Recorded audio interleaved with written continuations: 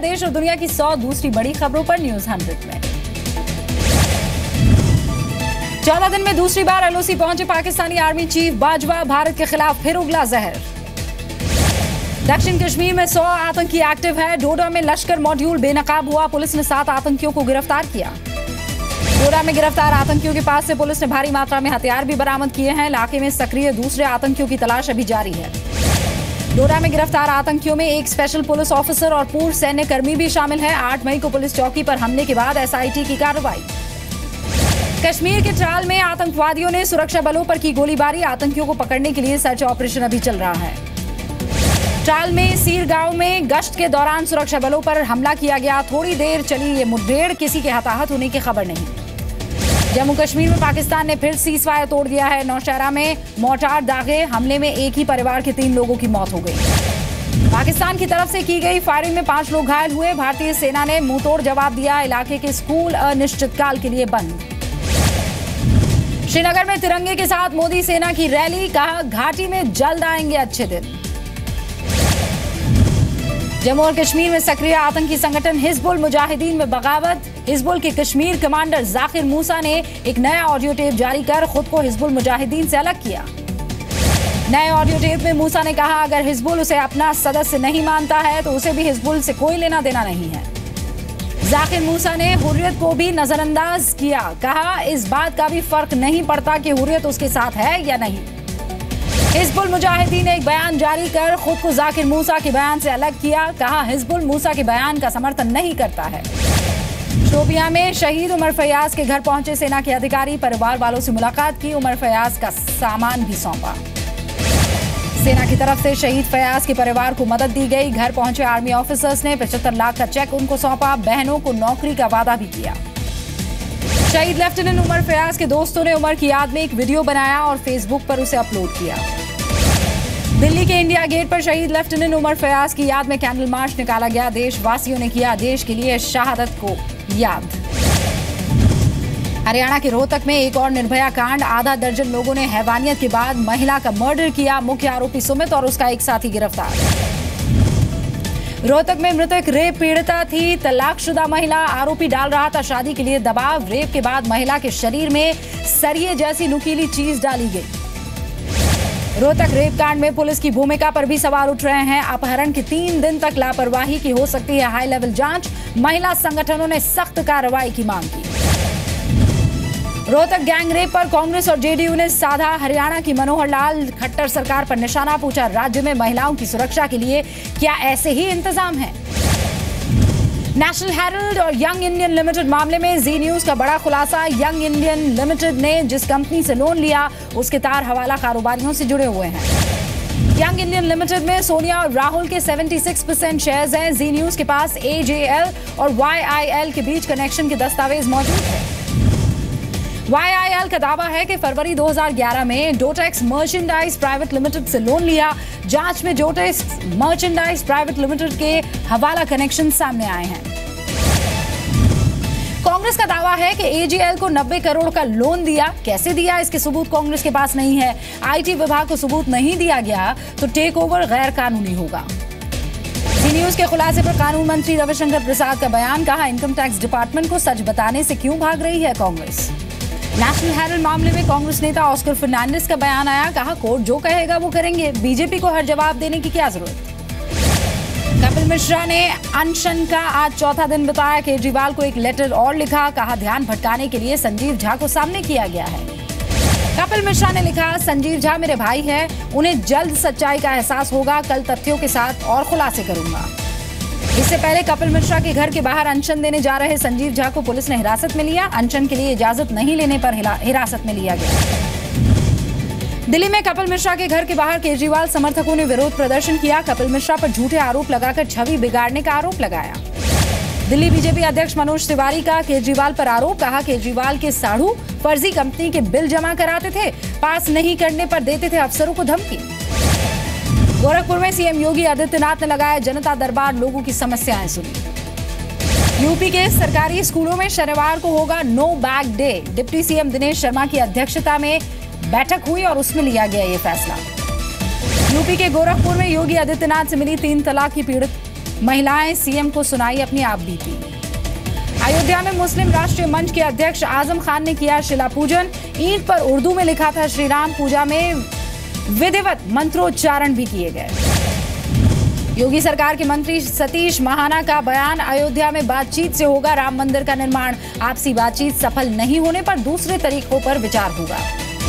UP के मुरादाबाद में Samajwadi party के नेता आजम खान के खिलाफ फतवा जारी हुआ है। कब्रिस्तान को तबाह करके सड़क बनवाने का आरोप है।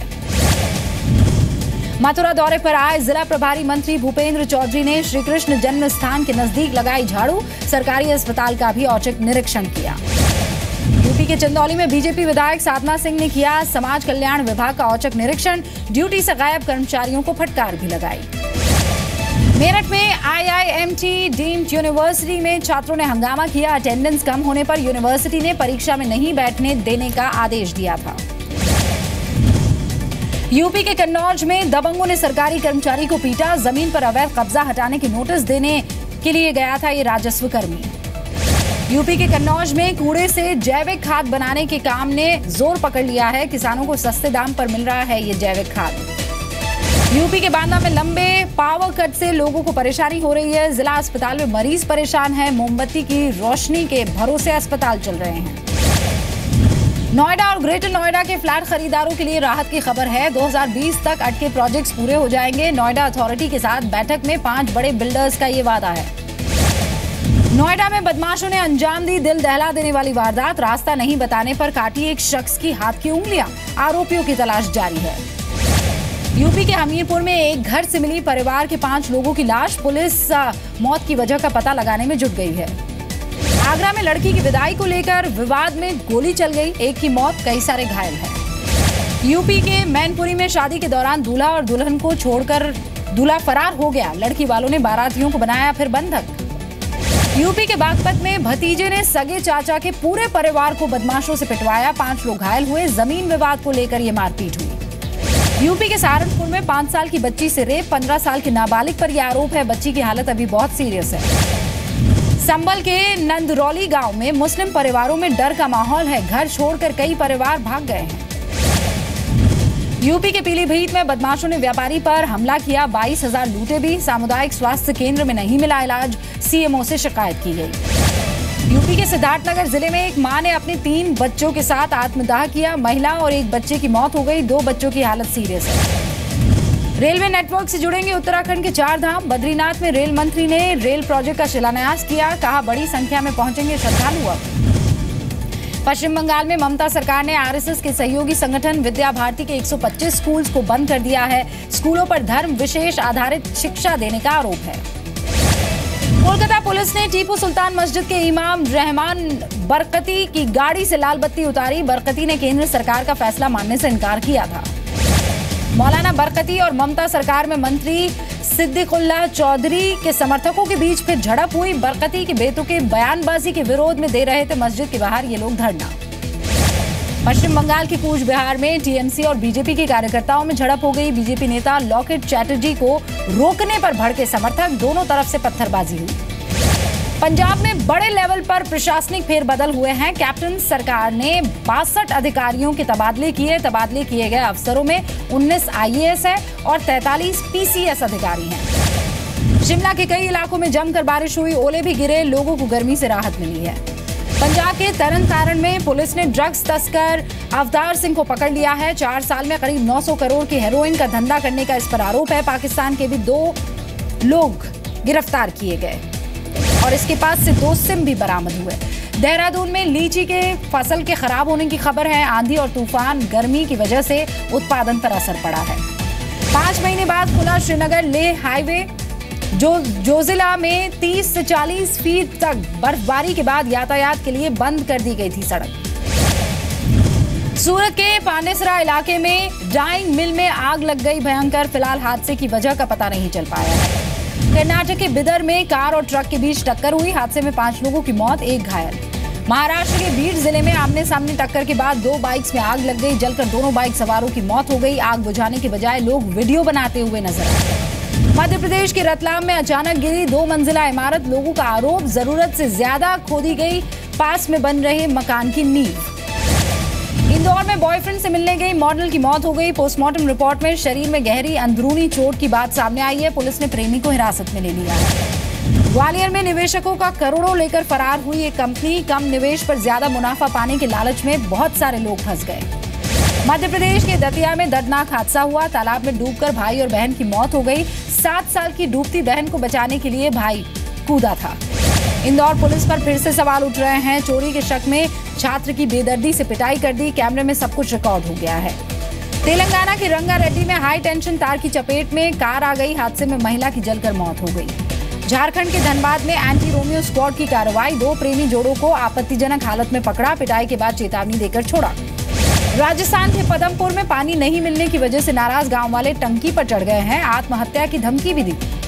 राजस्थान के अलवर में युवक की हत्या हो गई। पुलिस को मिला क्षत विक्षत शव। जयपुर में ऑनलाइन साइट पर दोस्ती कर ठगी का मामला सामने आया है। एक विदेशी नागरिक के साथ 2 आरोपी गिरफ्तार किए गए हैं। बिहार के नालंदा में दहेज के लिए नव विवाहिता की करंट लगाकर हत्या कर दी गई। पति और देवर पर वारदात को अंजाम देने का आरोप है। बिहार के दानपुर में कोल्ड ड्रिंक में जहर मिलाकर एक व्यक्ति की हत्या। कर्ज की रकम लौटाने के लिए आरोपी ने बुलाया था अपने घर।